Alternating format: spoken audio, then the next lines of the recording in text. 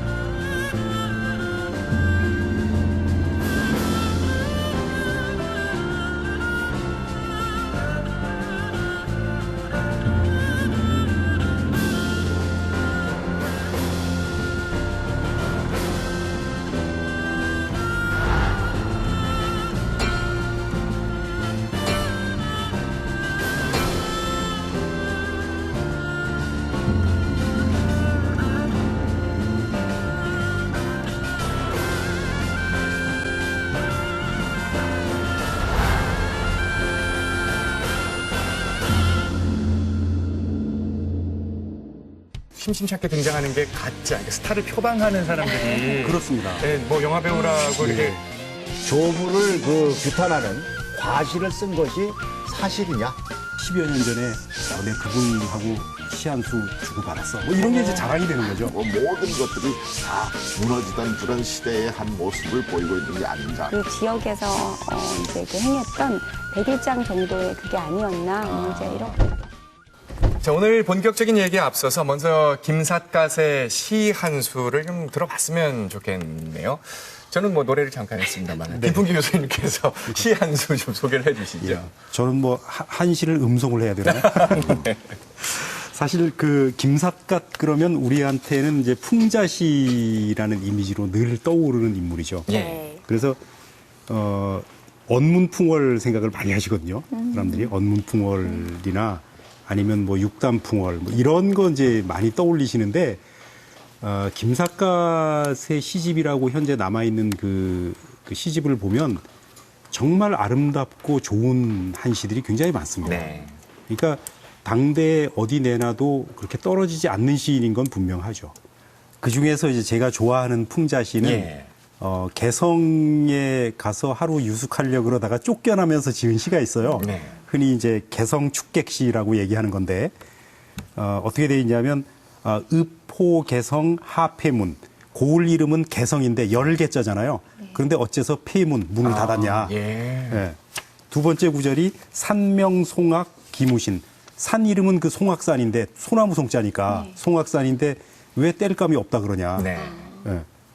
황혼 축객 비인사 황혼 무렵에 손님 쫓아내는 거는 인간의 도리가 아닌데 예의 동방 자독진 동방예의지국에서 그대 혼자만 진시황이냐 이렇게 지은 시가 있습니다. 아니 한 편을 벌써 다 우리가 듣고도 이렇게 무릎을 탁 치게 되네요. 정말. 정말 지명을 활용해서 이게 어떻게 보면 말장난 같기도 하지만 만화도 되고 그걸 역설도 정말 되고, 아름답게 풍자도 쓴 되고. 것이죠. 네. 김삿갓의 흔적을 더듬어 보겠습니다. 이혁 선생님이 먼저 김삿갓의 묘부터 다녀오셨죠? 네. 예, 여러분 함께 보시겠습니다. 네. 아향 청산거 녹수 이하래라. 나는 청산을 향해 가거니와 녹수야 너는 어디서 흘러서 어디로 갔느냐.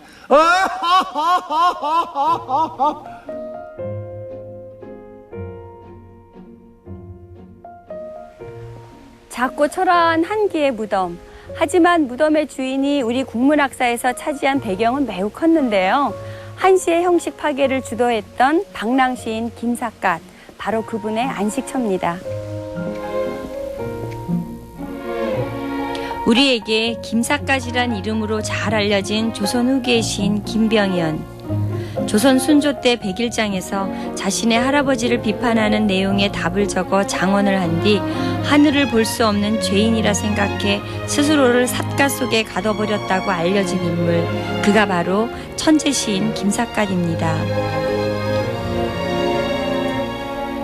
김삿갓은 방랑 생활을 하며 한시를 지어 양반과 부자를 풍자하고 신분체계를 비난하고 나아가 조선 사회를 조롱하기도 했죠.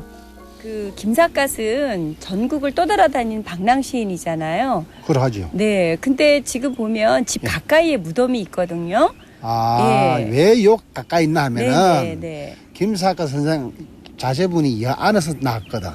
아, 그래 여기서 낳았기 때문에 네. 그 살아 있을 때도 한 3번을 찾아가요. 이제 모시려고. 아. 그렇지만 안 돌아오니까 네네. 사후에라도 집 근처다 모셔다 놓고 나도 이제 아버지가 저 밑에 계신다는 이렇게 위안을 삼은 것 같아.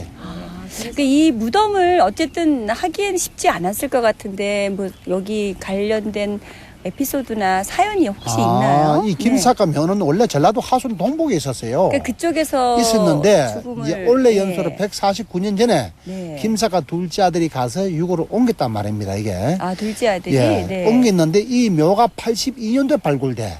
82년도에 예, 80인데 발굴되는데 이제 이 김삿갓 묘를 발굴하신 분은 영원의 항토 사학자 정한 박용욱 선생이 이 묘하고 살던 집을 찾았다고 이제 언론에 보도를 함으로 인해서 세상 만사에 알려지게 됐는데 89년도부터 성역화한 것이 현재의 본 모습이에요.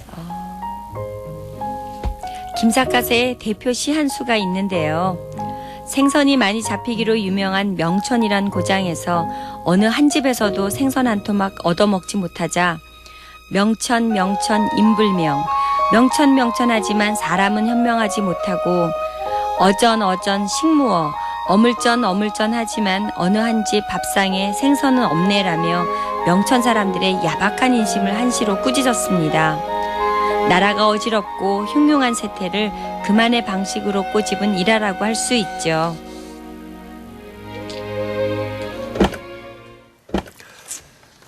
지금 그 화면 속에 등장하신 분이 진짜 김삿갓 같으신데 저분은 문화예술사신 거죠? 현대판 김삿갓이라고 이야. 하죠. 네. 김삿갓 관련해서 방송하면은 전부 저분한테 가기 때문에 저분이 굉장히 전국적으로 스타예요, 스타. 예. 근데 김삿갓 이제 김병현 선생에 대해서는 전해온 얘기가 참 많습니다. 근데 먼저 어쩌다가 삿갓을 쓰게 됐는지부터 우리 얘기를 좀 해보죠. 그 조선 후기에 네. 그 세도 정치가 아주 극심할 때 네.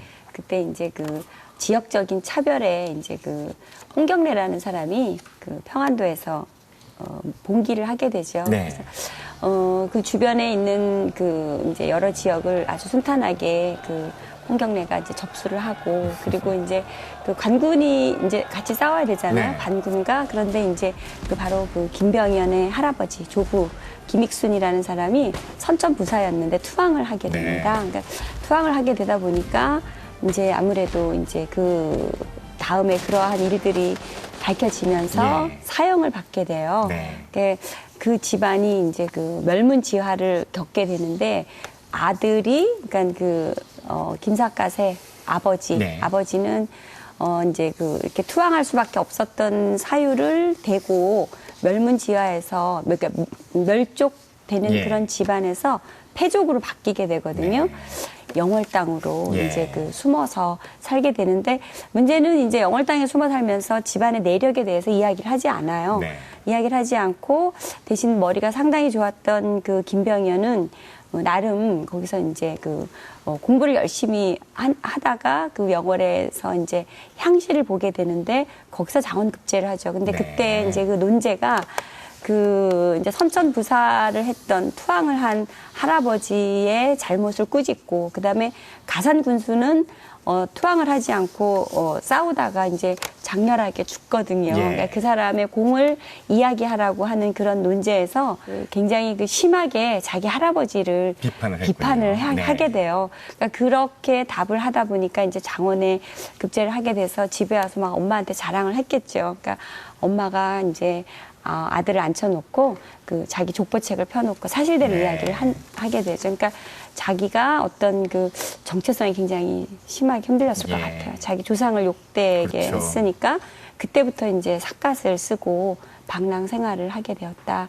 이렇게 전해지는데 향시에 대한 거에 대한 예. 것도 좀 사실은 의문점이 그 패족이면 그 향시를 볼 수가 없거든요. 그래서 어허. 아마 그게 그 지역에서 이제 그 행했던 백일장 정도의 그게 아니었나 뭐 이제 이렇게 또 보시는 분들도 계시고 그러거든요. 그럼 그게 과거 시험일지 백일장일지에 대해서는 조금 의혹이 있다. 여기에 대해서는 그 여러 가지 그 논란이 많습니다, 사실. 우리가 그렇게만 알고 있고 또 그렇게 전해 듣기도 하고 네. 했는데 이 영월 향시든 백일장이든 나가서 그렇게 할아버지를 조롱을 했다라고 하는 얘기는 야설이죠, 사실. 어디 기록이 없습니다. 예. 그러니까 결론적으로 김병현이 쓴 게 아닐 가능성이 높다. 네. 저는 개인적으로 그렇게 생각을 합니다. 예. 그리고 두 번째 이 조부를 규탄하는 시를 쓴 것이 쓴 데가 어디냐, 향시냐 백일장이냐 예.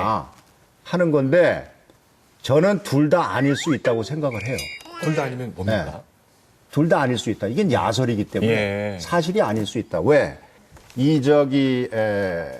그 과거를 보려면 그냥 가가지고 자기가 응시해서 가가지고서 쓰고서 가서 보는 게 아닙니다. 사전에 아주 까다로운 검증 절차를 거쳐요. 그게 이제 무슨 전문적으로는 뭐 사조단자니 보단자니 또 뭐 심지어 그 지역의 수령한테 사전에 뭐 재가를 나 이러이러한 사람인데 응시하겠습니다. 이렇게 받는다든지 이런 사전 신원 진술서 진술 과정을 거치기 때문에 그 과정에서 만약에 김병일이 그랬다면 다 나와요. 네. 또 하나 그러면 백일장이었을 거 아니냐. 백일장이라고 하는 개념도 물론 과거는 아니지요, 이게. 근데 백일장은 옛날의 백일장은 과거 응시했다 떨어진 사람 네. 또는 과거를 시작하는 사람, 준비하는 사람 이 사람들 학문 테스트 하는 거예요. 그럼 이 사람들도 결국은 뭡니까? 과거에 응시하기 위한 예. 하나의 전축적인 단계이기 때문에 과거하고 떨어져 있는 게 아니다. 그런 면에서도 그 백일장이라 하더라도 이건 상당한 허점이 있다. 예. 그런 생각이고 마지막으로 김병현이 조부의 사연을 몰랐겠느냐. 그때 김병현이가 그 이 영월향시 또는 그 저기 백일장에서의 해프닝이 20살 때거든요. 네. 이미 결혼까지 했습니다. 결혼까지.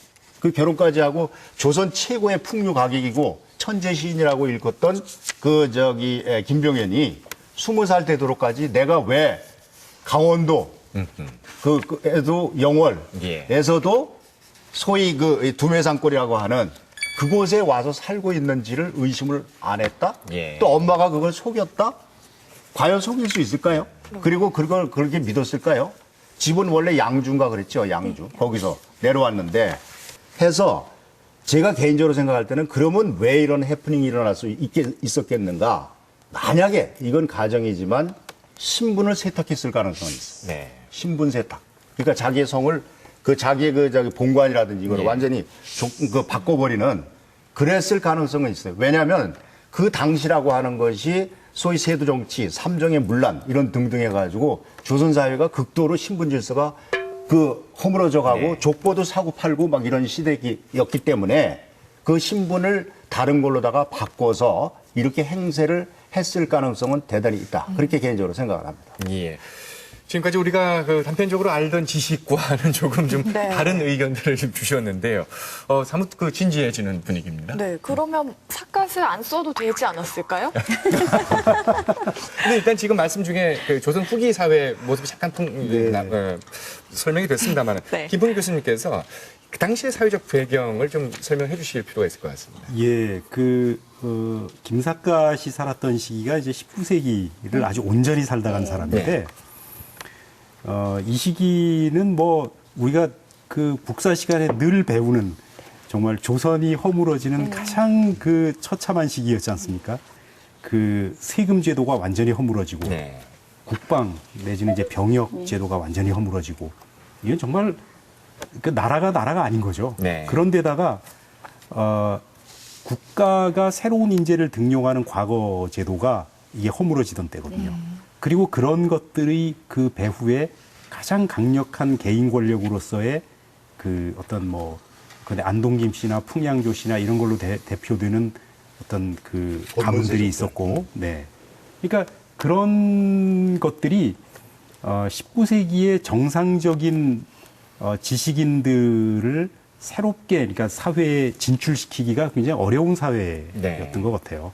그러니까 이제 그러다 보니까 정말 그 공부를 하고 새로운 생각을 가지고 뭔가 그 희망을 가지고 살아야 되는 젊은 사람들이 나갈 수 있는 통로가 다 막힌 거죠. 예. 그러니까 그런 사람들의 어떤 사회에 대한 불만, 풍자 이런 것들이 이제 김삿갓이라고 하는 어떤 아이콘으로 모일 수 있는 계기가 네. 되기도 했던 것 같아요. 예. 이제 그 문학에 대한 얘기를 좀 해보죠. 우리가 그 시조 얘기를 하면 원래는 뭐 3434, 343, 3543 이렇게 배우잖아요. 네, 그게 나중에 파괴되면 이제 사설시조가 되고 그게 또 이제 산문이 되고 뭐 이렇게 우리가 배웠는데 이 한시, 그 19세기에도 이렇게 지금 여전히 선배들이 형식에 딱 맞는 이 한시를 지었는지 한시 분야에서는 뭐 형식 파괴나 이런 게 진행되지 않았는지 박성균 선생님 어떻습니까? 한시 같은 경우에 제가 볼 때는 역시 아까 말씀하셨던 조선 해체기가 들어서면서 한시들을 이렇게 살펴보면 이 벽자나 희자 같은 것을 많이 쓰고 있어요. 이것은 중국의 한시들이 대개 풍경과 어떤 유람에서 온 것이라면 이때가 되면 이제 가슴 속에 있는 한들을 품어내는 수단으로 한시가 되면서 기존의 그 평범한 글자로는 자신의 그 억눌린 감정을 다 표현하지 못하게 되면서 한시 고유의 뭐 평측법이라든가 운율이라든가 이런 것들은 조금 무너지고 이 김삿갓 때에 오면 완벽하게 언어 유희 차원으로 이제 되고 그런 그 파괴된 서민들의 욕구들이 김삿갓의 삿갓 아래로 전부 총집합한 게 아닌가 그런 생각이 듭니다. 그럼 그 당시에 그런 형식들이 마치 오늘날의 뭐 대중음악이 히트를 그렇습니다. 하면 다 불리는 것처럼 발라드의 시대가 가고 그렇죠. 랩의 시대가 오고 평시조가 무너지면서 사회가 해체되면서 서민들의 그 불만 혹은 정제되지 않은 감정들이 사설시조로 이렇게 길어지고 민요도 길어지고 하는 그런 그 서민들의 시대가 역시 김삿갓의 시대와 맞고 이것은 뭐 홍경래난 이후에 아까도 말씀했지만은 조선시대가 급속히 와해되면서 형식도 와해되고 모든 것들이 다 무너지던 그런 시대의 한 모습을 보이고 있는 게 아닌가라는 생각이 듭니다. 교수님, 저는 궁금한 게요. 김삿갓 하면 이렇게 전국을 떠도는 그런 걸로 많이 기억을 하잖아요. 그렇죠. 방랑 생활을 네네. 했으니까요. 그렇죠. 근데 그 김삿갓의 모습을 보면요. 등에 그 작은 보따리 하나만 들고 다니잖아요. 그렇습니다. 그럼 저 안에 과연 먹을 것이 들어있을 것이냐라는 궁금증이 들어요.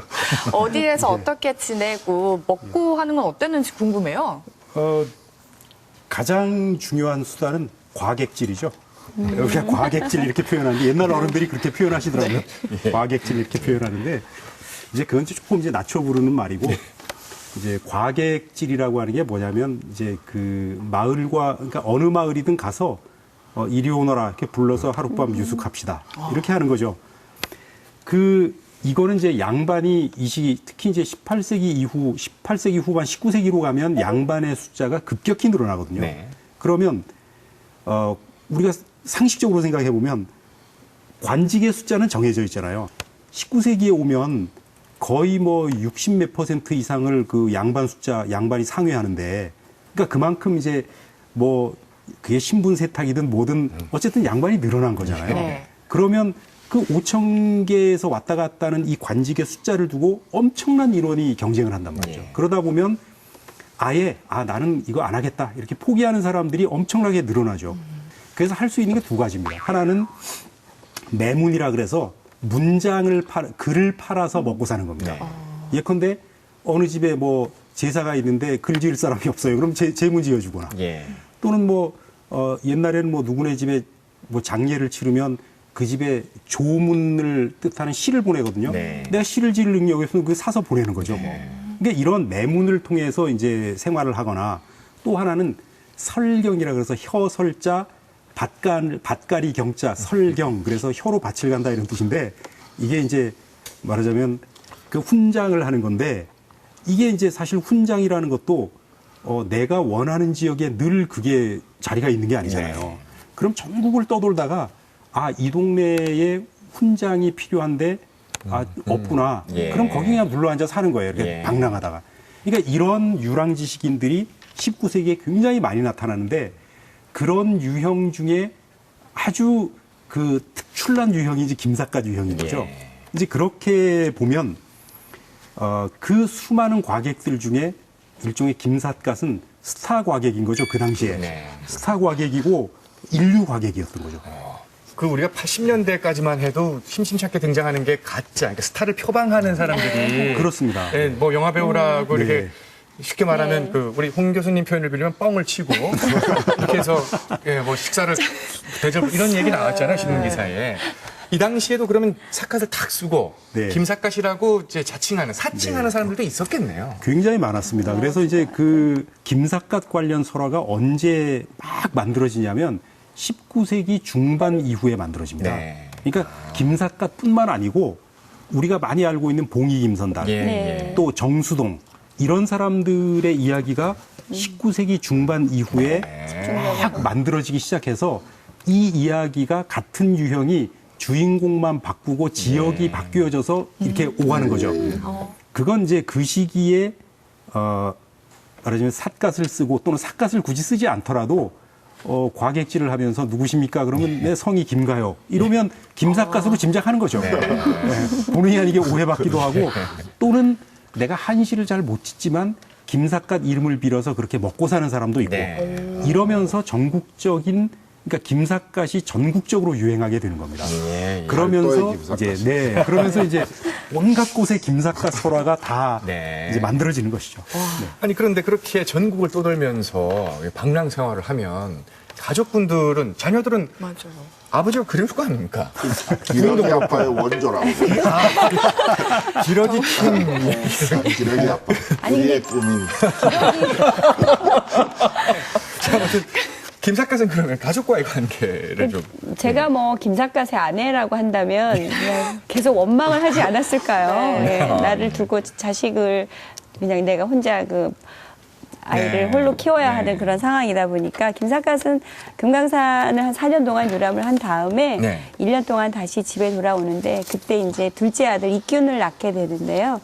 다시 또 이제 방랑 생활을 시작해요. 아들을 네. 낳아두고 그리고 이제 뭐 경상도로, 충청도로, 전라도로 이렇게 돌아다니다가 이제 그 이균이 아버지를 찾아서 이제 예. 다시 또 가는데 그때마다 그 시는 잘 썼지만 부정은 없지 않았나. 아들을 네. 만나주지 않아요. 이렇게 아들을 이렇게 뭐 상황에 맞게 예. 뭐 잠을 재워놓는다거나 아니면 화장실 갔다 온다거나 그렇게 하고 심부름을 달아나는군요. 다 도망을 하죠. 아마 그 역마살이 예. 아마 좀 있는 그런 사람이 아니었나 그렇게 생각을 개인적으로 하는데요. 그러다가 결국에는 이제 죽게 되죠. 예. 죽어서 이균이 아버지 유해를 다시 찾아와서 그 아까 저희 VCR에서 네. 본 거기 자기 그 집에 평생에 아버지가 가까이 살지 못했으니까 죽어서라도 함께 가까이에 이제 모시고 싶어서 예. 예, 어떻게 보면 효자라고 할 수도 있는데 그런 사연을 갖고 있죠. 네. 예. 김삿갓의 이 문학 작품 또 문학 세계를 들여다볼 수 있는 김삿갓 문학관도 다녀오셨죠. 네. 자, 그러면 우리 박삼균 선생님의 꿈인 기러기 아빠의 원조 김삿갓의 문학관으로 함께 가보시겠습니다. 이곳은 난고 김삿갓 문학관입니다. 파란만장했던 그의 일대기를 모아놓은 여러 가지 물건들이 전시돼 있었는데요. 그를 방랑의 길로 내몰았다 전해지는 시문도 볼 수 있었습니다. 늙은 어머니와 처자식을 뒤로하고 삿갓 아래 몸을 숨긴 채 팔도를 떠돌았던 김삿갓. 그는 어쩌면 부패한 권력을 풍자하고 서민의 아픔을 대변하느라 정작 자신의 가정은 돌보지 못한 무책임한 가장이었는지도 모른다는 생각이 들었습니다. 선생님, 지금 여기 김삿갓 문학관이잖아요. 예. 그럼 이 문학관은 언제 어떻게 생겼죠? 이 김삿갓 선생이 이제 유품을 좀 받아온 사람이 그 박영국 선생이 그 후손을 찾아가서 가져왔다는데, 근데 이런 모든 발굴하는 과정을 이제 이렇게 전시를 하려고 하면 이제 박물관이 필요하잖아요. 네네. 그래서 그 2003년도에 이제 준공이 돼가지고 그때부터 전시를 해서 지금까지. 김삿갓의 시를 한마디로 표현한다면 뭐라고 할 수 있을까요? 이분 시를 보면 깜짝깜짝 놀래. 네. 그 어떻게 한시를 그렇게 표현을 하는지 이렇게 뭐 친구가 왔는데 이렇게 안 가니까 이제 밥을 가야 나오잖아요. 아, 그렇게 그 이 파자법을 또 많이 사용합니다. 그렇게 월월 이러면은 다룰자가 두 개인데 사실 이걸 붙이면 붕자가 되잖아요. 그죠? 네네, 그래 이제 친구가 가거든 뭐 밥을 가져오라는 이런 묘사를 쓰는 걸 봐서는 하여튼 천재라. 사람들의 예상을 뛰어넘는 기행을 일삼으며 가는 곳마다 전설을 남기고 유유히 사라졌을 그가 상상이 되시나요? 어느 한 마을에서 유식한 척을 하는 부부가 식사 때가 됐는데도 밥을 대접할 마음이 없어 자신들만의 암호 같은 파자로 대화를 나눴다고 합니다. 부인이 묻죠. 일양차팔. 두 글자씩 붙이면 식구, 즉 밥상을 차릴까요? 란 뜻인데요. 남편이 대답하죠. 월월산산. 역시 위아래로 붙이면 붕출. 이 친구가 가거든 차려라 란 암호였습니다. 이를 들은 김삿갓이 답합니다. 돼지들아, 가소롭구나. 공자 앞에서 문자를 쓴 격이니 부부는 무척 부끄러웠겠죠?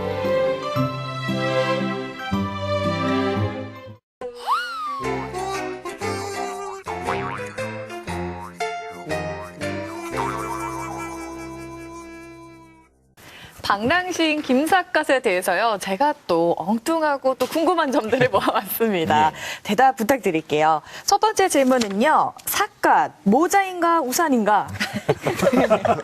이 맑은 날에요. 삿갓을 쓰고요. 도포 입고 지팡이 이렇게 짚고 다니는 게 이상한 건가요?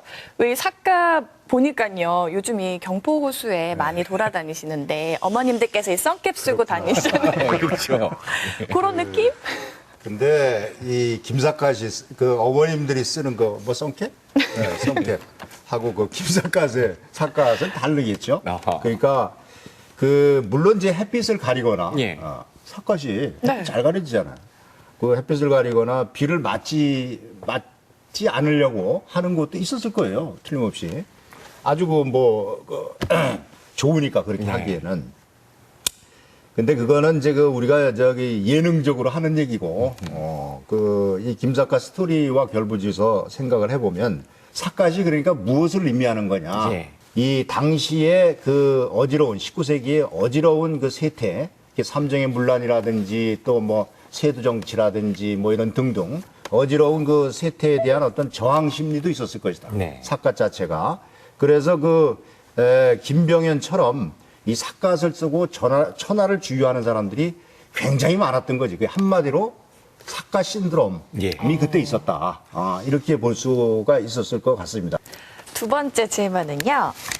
김삿갓, 못된 양반 혼내준 사연은 김 교수님 뭔가 많았을 것 같거든요. 예, 뭐 많을 수밖에 없죠. 왜냐하면 어디 가서 이제 하룻밤 묵어갈 때 과객 이제 노릇을 해야 되는데 옛날 어른들 말씀 들어보면 이제 아무 집이나 가서 이리 오너라 하지는 않았답니다. 옛날 어른들이. 예. 우선 이제 그 마을에 들어가면 마을을 한번 쭉 돌아본 다음에 그나마 사정이 괜찮아 보이는 집에 가서 했다는 것이죠. 예. 그러면 사정이 이 어려운 시절에 사정 괜찮을 만한 집은 대부분 양반집이란 말이죠. 네. 그러니까 늘 쫓아내는 것도 양반집이고 그렇죠. 재워주는 것도 양반집이었을 가능성이 대단히 높죠.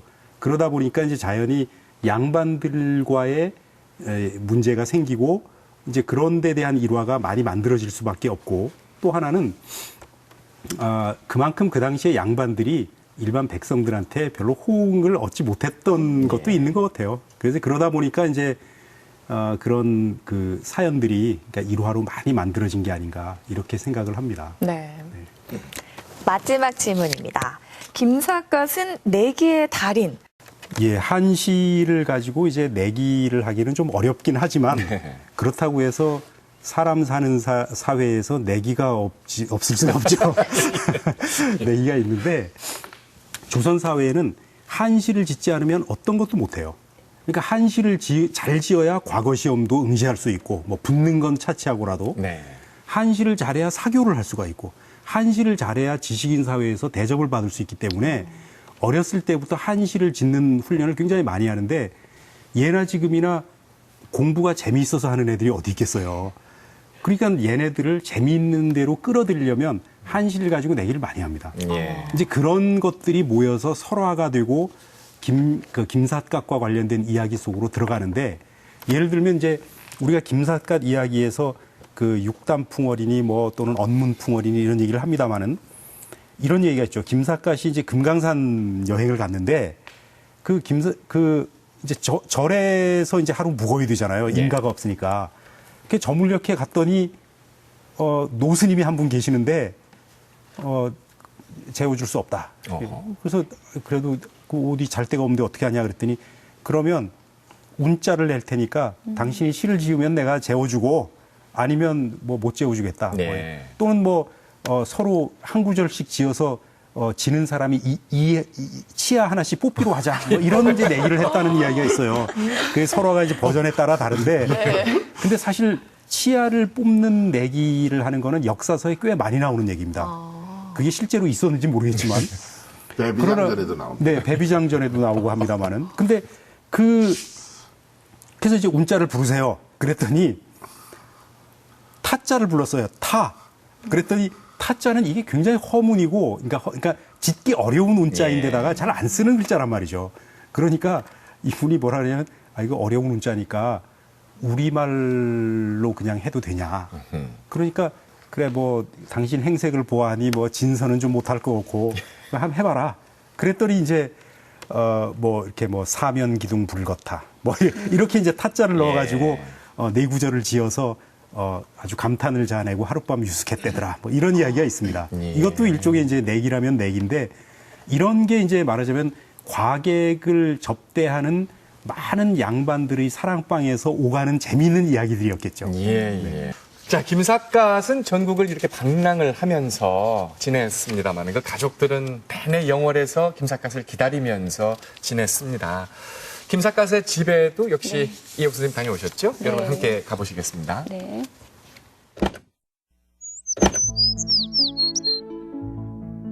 지금 여기가 이제 김삿갓 묘역에서 김삿갓이 방랑 떠나기 직전까지 살던데 거리가 1.8km에 1.8km 이제 올라가는 과정에 이 안에서만 강원도 충청도가 길이 11번 바뀌는 11번. 야, 그래서 아주 이 묘한 곳인데 그래서 옛날로 말하면은 뭐 축지법이란 말을 이런 데도 쓰지 않는가.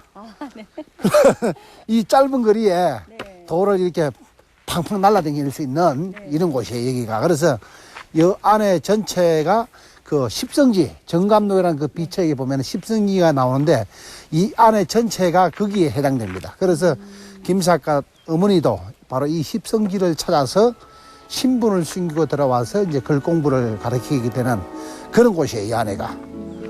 그리고 이래 보면은 기운이 아주 좋아요, 여기가. 전쟁이나 천재지변이 일어나도 무사하다고 알려진 전국 10대 피난처 중 한 곳에 살았었던 김삿갓. 30분쯤 올라가니까 그가 살았다는 칙터가 나타납니다.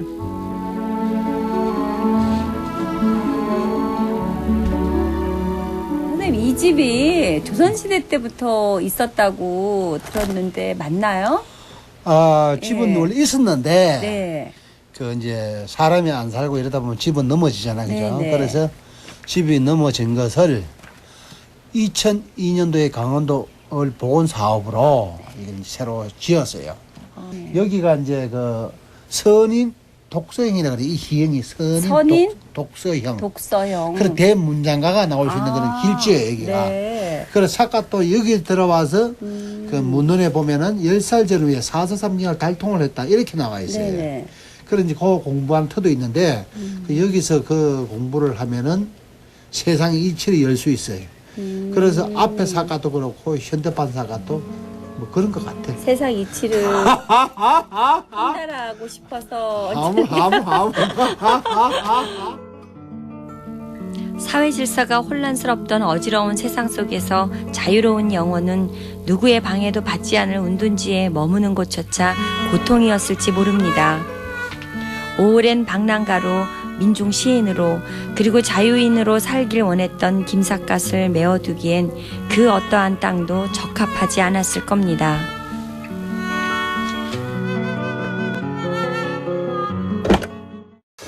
예, 그 김사카 선생이 직접 이제 얽혀 있는 그 집을 우리가 네. 봤는데 그분이 또 나오셨습니다.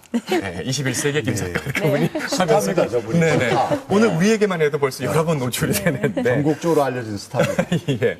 근데 전국에 왜 그런 거 있잖아요. 남사거 선생이 이렇게 예언했다는 뭐 10대 네. 보신진이 또 정답록에 나오는 십승지진 뭐 이런 것들이 있는데 영월의 그 십승지 중에 한 곳이 바로 그 예, 김사카 씨 집이다 이런 얘기가 있거든요. 식승지 같아 보였어요. 아, 그 정도입니까? 왜냐하면 제가 이제 그 묘역 앞에서 앞에 예. 산을 바라봤는데 태백산맥의 끝자리, 그다음에 소백산맥의 시작점, 양백지간이라는 말이 정말 맞더라고요. 이렇게 산이 이렇게 산맥이 이렇게 그리고 또 이제 그 집을 올라가는 그 길에서 여러 예, 번 예. 길이 바뀐다라는 그런 이야기도 하시는 거 보고 굉장히 한참 올라갔는데 아주 물이 굉장히 그렇구나. 깊었거든요. 아니 근데 네. 이런 곳이 네. 왜 전쟁이나 뭐 불이 나더라도 다 화마를 피하고 병화를 다 피한다 이런 곳이잖아요, 홍 교수님.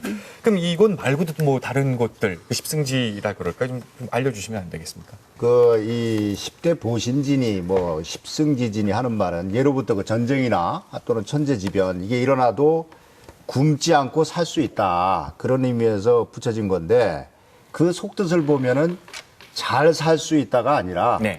살아남을 수 있다라는 개념이에요. 그렇죠, 그죠? 그렇죠. 그러니까 예. 이게 그 어떻게 보면 생활이 아니고 생존의 개념 아니겠어요? 생존. 예. 그러니까 지금식으로 생각하면 안 되죠. 그러네요. 가면은 아주 뭐 풍광도 좋고 그러니까 우리가 여기서 한번 건강, 정신 건강에도 좋고 이런 개념이 아니고 그 난을 피해가지고 도망가서 죽지 않고 살 수 있다. 예. 그런 개념이기 때문에 이게 아주 굉장히 어떻게 보면 서글픈 의미를 갖고 있는 거 아니겠어요? 예. 그런데 그 어디 또 있냐 이제 이게 질문의 핵심인데 그 이 십승지지니까 전국에 총 10군데가 있겠죠. 10군데가 있는데 이 도별로 따져보면은 경상도는 그 4군데가 있습니다. 예. 십승지지에 이게 풍기라든지 예천 잘 적어서 나중에 필요하시면 가보시라고. 네. 그 합천 뭐 이런 등 해서 4곳이고 그다음에 이제 그 전라도 같은 경우는 3곳. 묘하죠? 4, 3, 2 이렇게 나가니까. 예. 이 전라도는 3곳인데 남원, 무주 등 그다음에 이제 충청도는 2곳 예. 해서 보은하고 공주 이렇게 돼 있고 강원도는 영월 이곳이군요. 영월 이곳입니다. 네. 영월인데 이곳 한 곳인데 그러니까 이제 그 영월 정동 상류 이렇게 돼 있는데 이제 그러다 보니까 이 주변에 이를 이제 하기나 하는 듯이 그 이 지명에 지금 중종 때에 중종 기묘사화 때에 조광조가 피해를 입지 않습니까? 예. 그래서 그 후손들이 도망와서 살았다 해서 한양 조씨들이 살던 마을 해가지고 조천이라는 마을도 있고 네, 네. 그 다음에 여기 들어와서 그 살면 죽지 않는다 해서 미살이라고 하는 말도 지금 전해져 오고 있습니다. 예. 이 외부로 촬영을 나가다 보면 진짜 뭐 6.25 전쟁이 일어났는지도 모르고 지나간 곳들이 있다 이런 얘기를 되게 많이 들었었거든요. 근데 직접 가보면 그럴 수도 있겠다라는 생각이 조금은 들었어요.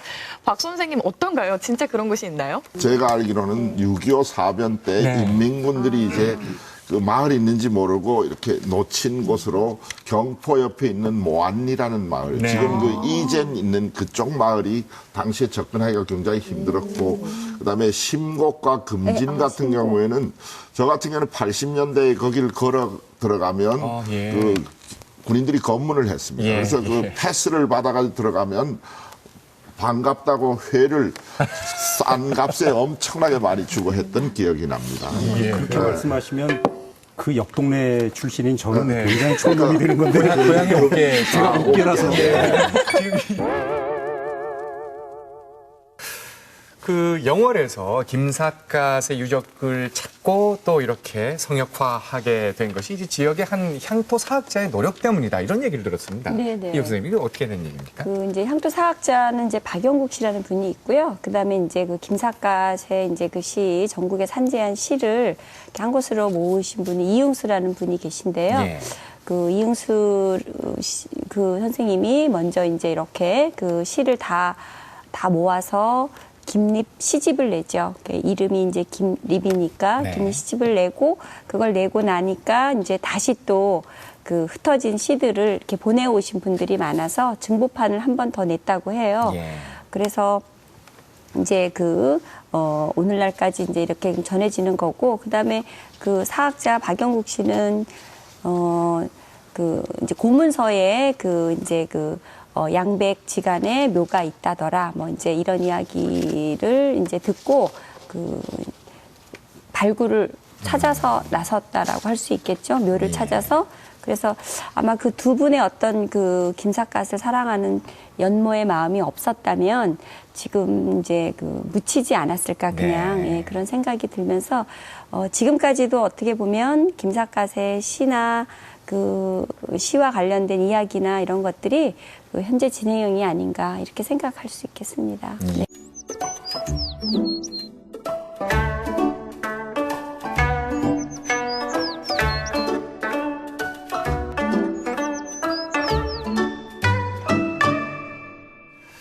자, 오늘 시간여행 강원 역시 마무리는 가정을 해보는 시간입니다. 역사가정 if 시간인데요. 오늘 가정은 이렇습니다. 김병연의 할아버지 김익순의 그 아픔, 그러면서 멸족 가문에서 페이족으로 변화되면서 이렇게 김병연이 날개를 마음껏 못 폈던 거 아니겠습니까?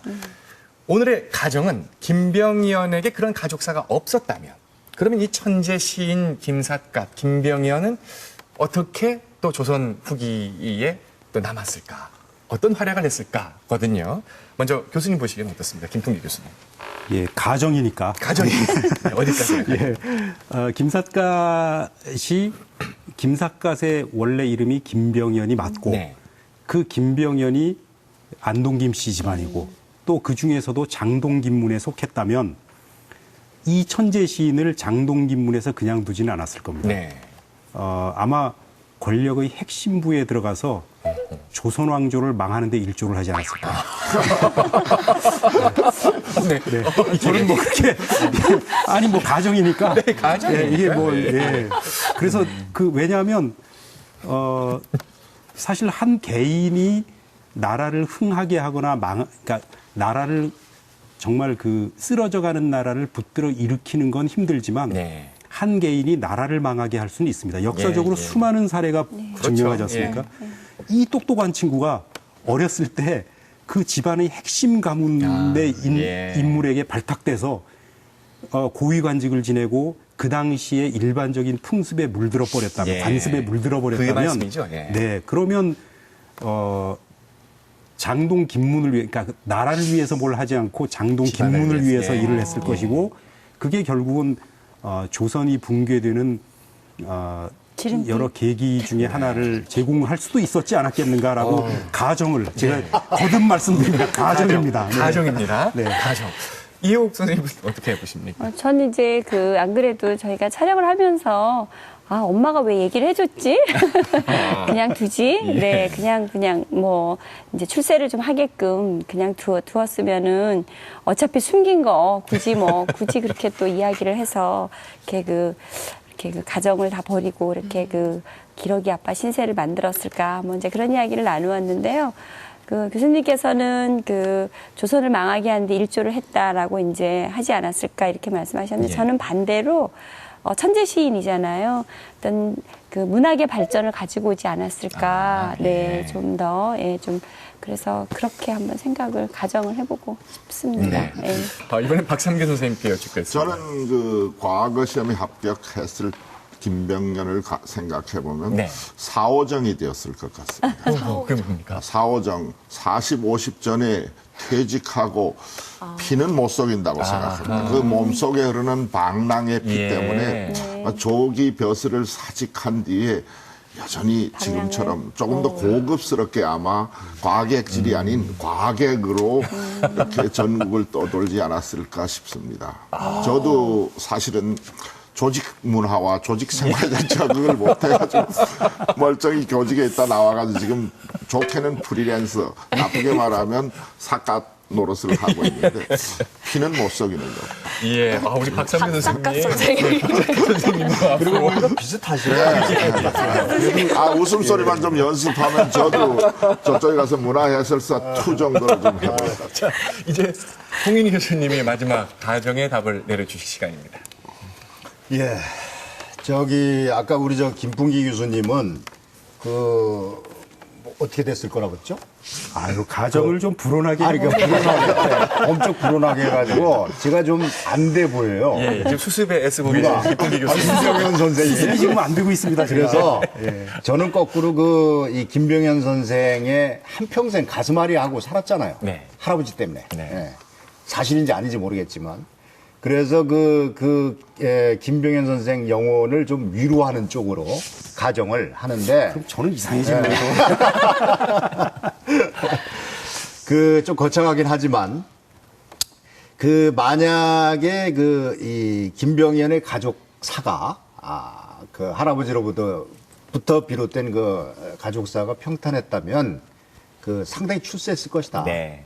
그러면 장동김 씨 뒷배로다가 굉장히 그 높은 고위 관직에 올랐을 것인데, 도리어 역사에서는 어떻게 됐겠냐. 아까는 뭐 어떻게 표현하신지 모르는데 제가 좀 톤을 다운시켜서 표현하면 네. 권문세족의 일원으로서 현재는 손가락질을 받는 네. 그런 사람이 됐을 가능성이 높고 또 권력의 맛에 도취되다 보니까 그 본인이 가지고 있었던 기본적인 문학적 재능도 예. 많이 무뎌졌을 것이다.